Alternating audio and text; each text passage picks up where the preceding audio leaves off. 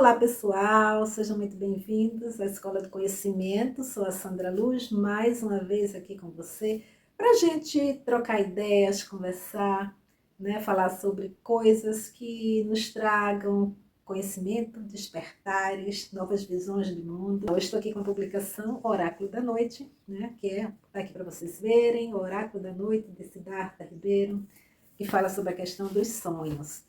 Esse é um tema, uma temática que eu venho fazendo nos estudos também, tá? Estou fazendo parte de um grupo de estudos junguianos sobre os sonhos, né? Lembrando, trazendo para vocês a questão de que os sonhos estão, segundo Jung, os sonhos estão relacionados ao nosso inconsciente, né? E é interessante, eu já estava conversando com uma pessoa falando exatamente sobre isso. Muitas vezes você está, não sei vocês, mas se tem essa percepção como se tivessem duas pessoas dentro de você. Uma que está no estado X fora e outra que está no estado Y dentro do corpo. O corpo está fazendo uma movimentação diferente daquilo que você está falando, expressando aqui fora. Então, isso é uma coisa interessante para a gente começar a se auto-observar. E isso, essa sensação de duas pessoas, tem a ver, se vocês forem assistir um filme que está aí falando sobre a mente, né, divertidamente, mostra um pouco isso. Aquilo que está acontecendo fora, que é a criança que está fora no filme, e os movimentos de personagens que estão dentro dela se movimentando, como ansiedade, medo, né? Os sentimentos, né? Que eles se tornam personagens no filme, para trazer exatamente a gente ter um olhar diferenciado sobre aquilo, né?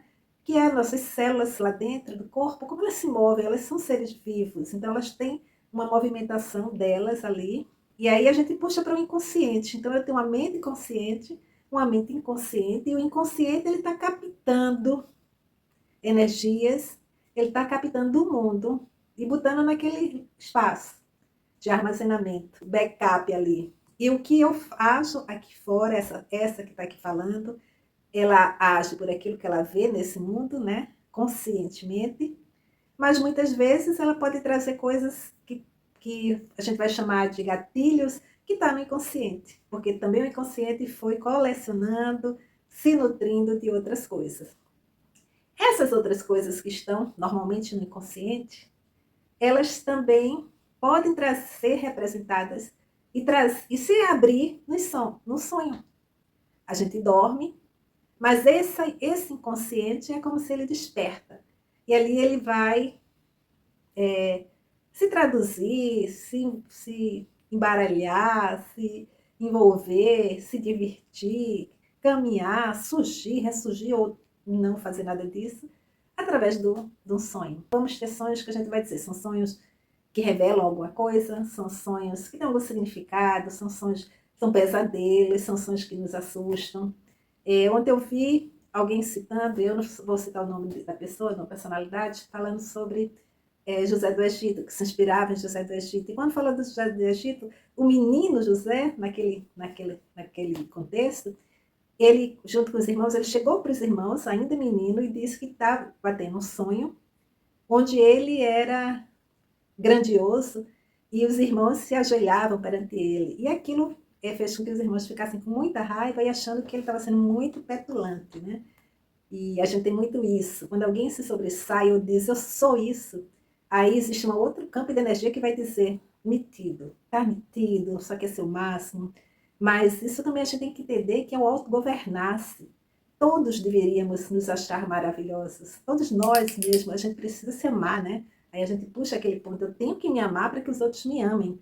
E às vezes a gente vem tanto dopado, preso, amarrado, que você exaltar as suas qualidades ou aquilo que você sonha grandioso, incomoda os outros.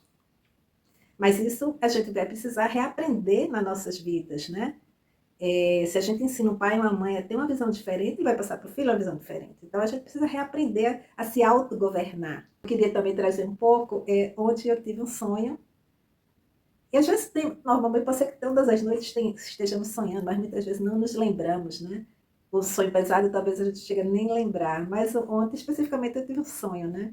E foi um sonho que quando eu despertei, porque no finalzinho eu tive um certo conflito, e aí quando eu despertei, eu digo, vou anotar esse sonho. Né? E aí fiz as anotações, está aqui no papel. E olha que interessante, a gente falou sobre inconsciente, eu tinha desenhado isso aqui, um ovo, tipo um ovo com aquarela, e depois eu achei isso feio. Só que eu não rasguei o papel. E nesse papel, onde está esse ovo, é onde eu descrevo o sonho. Então, olha que engraçado. E aí eu vou puxar para vocês um pouco do sonho. E aí, olha que interessante. Eu fiz alguns tópicos para lembrar, né? E nesses tópicos é uma coisa que eu acho interessante, é isso que eu quero pontuar agora. Nas trajetórias dos meus sonhos especificamente, existe uma coisa que ele tem similaridade. Por exemplo, sempre que eu sonho, seja o que for, eu tenho uma prática, talvez, não sei como ela surge, que eu consigo sempre fazer uma análise, uma observação maior de onde está acontecendo o sonho. Isso caracteriza muito os meus sonhos, pontuando. O tempo, se é manhã, tarde, noite, nesse sentido, a temporalidade, e até se é antigo ou novo, e o espaço, onde ele acontece. Isso é característico dos meus sonhos. Então é interessante que aqui ele fala, eu anotei, né? Caminhava numa rua escura, dando a entender que é noite, né? Parecida com uma rua que tem em Recife, que é Guararapes, 7 de setembro. Então, as ruas que caracterizam o centro da cidade. Só que, normalmente, o centro da cidade à noite ele é mais deserto, né? Então, veja que característica. Eu ambientei, na minha escrita noturna, o ambiente, tempo, espaço. É claro que também tem outras características. Essa é uma característica de sim. Filtrei no sonho, eu olho o tempo e espaço. Onde eu estou, e aquilo é muito forte, todo o detalhamento daquele espaço, chão, paredes, tetos, isso é muito claro. Pessoas, né? Então as pessoas também são muito, eu caracterizo cada uma delas. Muitas vezes os rostos vêm com muita claridade, né? Então nesse som específico, era uma noite na cidade, e de repente essa noite na cidade aparece um monte de pessoas que se caracterizavam como trabalhadores, né? Que talvez tivessem, era o horário da saída de trabalho de um monte de trabalhadores, né? De pessoas que trabalham no comércio. E os tipos físicos caracterizavam isso. A forma de estar vestida e tudo isso. E elas faziam uma grande roda naquela rua. A rua já deserta, sem passar carro, só fez uma grande roda e as pessoas dançavam nessa roda como uma grande, não vou chamar de ciranda, mas como uma roda de mulheres, né? Dançando, pode ser mulheres, homens, e estavam todos dançando ali. Esse mesmo espaço desse meu sonho, além, os personagens eles sempre vão muito clareando. Então, existiam essas pessoas, existiam animais, então tinham cachorros, muitos cachorros de rua, né? E a minha cachorrinha específica estava comigo, né? E aqui o bode ela estava comigo. Tinham pessoas dançando dança circular. Eu anotei aqui, dança circular. Olha que eu anotei, senão eu não lembraria agora. Me chamou a atenção, um cachorro específico me chamou a atenção por ele estar sentado.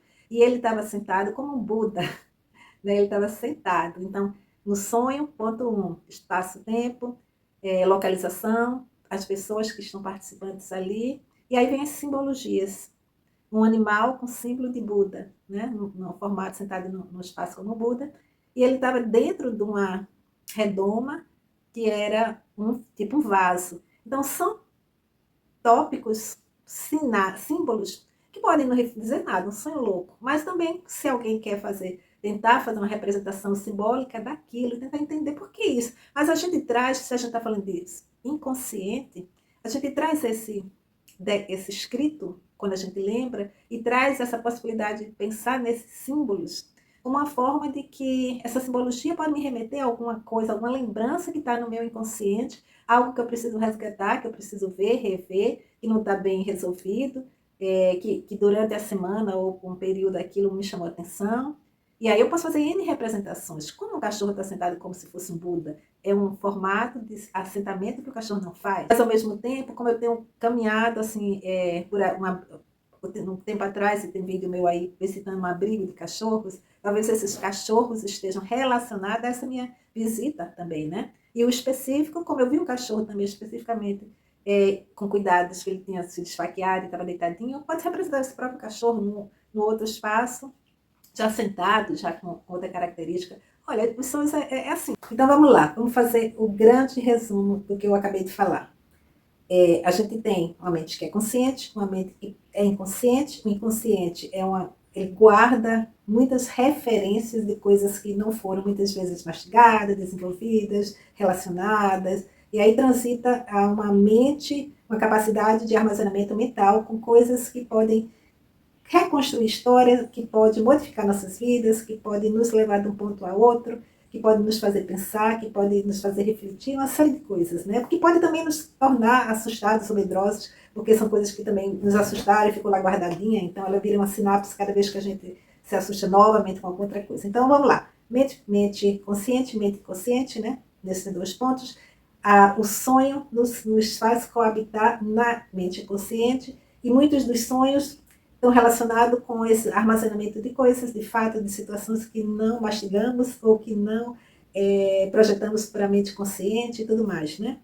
Então, o sonho pode ter características, né, de revelações, e a gente vê isso muito na Bíblia.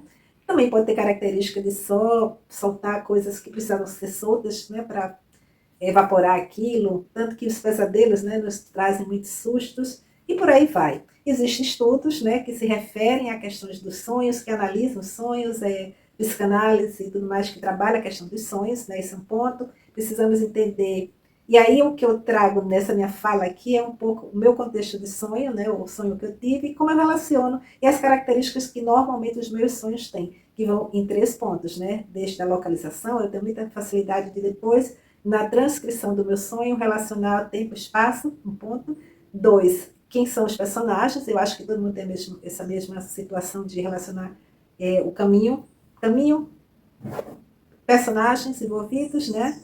E o terceiro ponto é o que eu vou chamar de símbolos, né? Então, tem alguns símbolos significativos. E esses símbolos significativos, quando a gente traz para a nossa consciência e a gente anota o sonho e traz ele, resgata ele, ele pode ser repensado, transformado, transmutado e pode servir de material, né, para que a gente reveja e repense situações em nossas vidas. É isso. Então, gratidão pela presença. Espero que o conteúdo desperte em vocês esse pensamento de relacionamento com o sonho. E gratidão por estar aqui na Escola de Conhecimento comigo. Vamos aprender junto tudo que tiver aí do universo para que a gente possa crescer e transformar nossas vidas. Gratidão.